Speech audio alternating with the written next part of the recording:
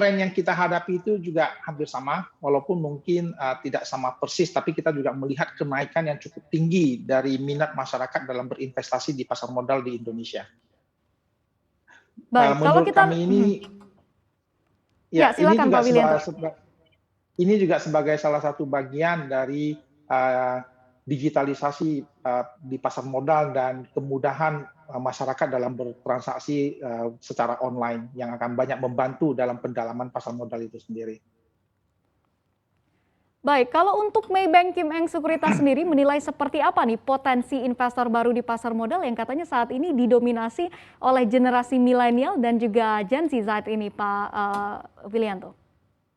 Iya, jadi dari Maybank Sekuritas ini kami melihat bahwa pertumbuhan jumlah investor dari pasar dari milenial ini sangat menjanjikan, walaupun mungkin dari jumlah dananya mereka itu masih belum sebesar investor-investor yang sudah mapan, tapi dari frekuensi trading, dari aktivitas yang mereka lakukan itu lebih tinggi, dan ini juga merupakan potensi yang sangat baik karena ini milenial ini akan menjadi orang-orang yang akan mengumpulkan tabungan dan investasi mereka akan terus bertambah untuk masa-masa yang akan datang.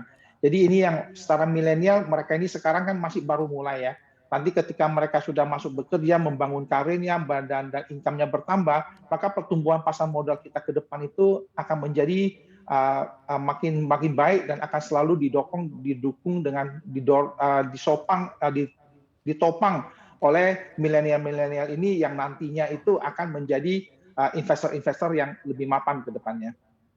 Baik, kalau untuk Maybank Sekuritas sendiri, apakah tren terkait dengan generasi milenial ini juga tercermin di komposisi investor atau nasabahnya? Secara keseluruhan kita masih banyak didominasi oleh investor yang mapan, tapi kalau kita lihat pertumbuhan dari penambahan investor-investor yang baru, memang dominasi investor milenial ini cukup terlihat.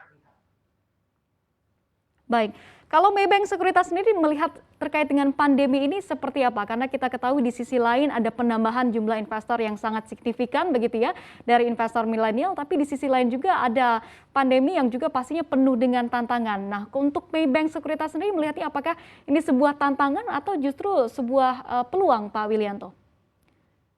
Kami selalu melihat itu sebagai sebuah peluang. Setiap tantangan atau setiap adanya krisis, baik secara global maupun secara domestik, itu kita itu harus kembali kepada pandangan kita apakah Indonesia itu mampu survive atau mampu keluar dari krisis ini dengan baik.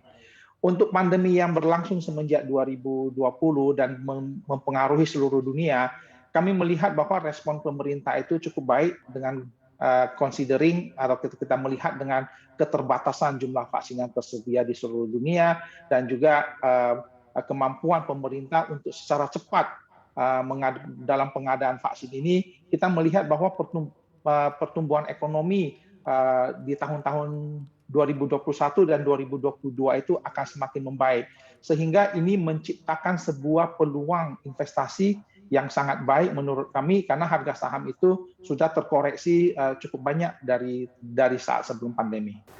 Untuk informasi lebih lengkap dan berita terkait, klik link yang ada dalam deskripsi. Dan jangan lupa untuk install aplikasi CNBC Indonesia di App Store dan juga Play Store. Jangan lupa subscribe ya.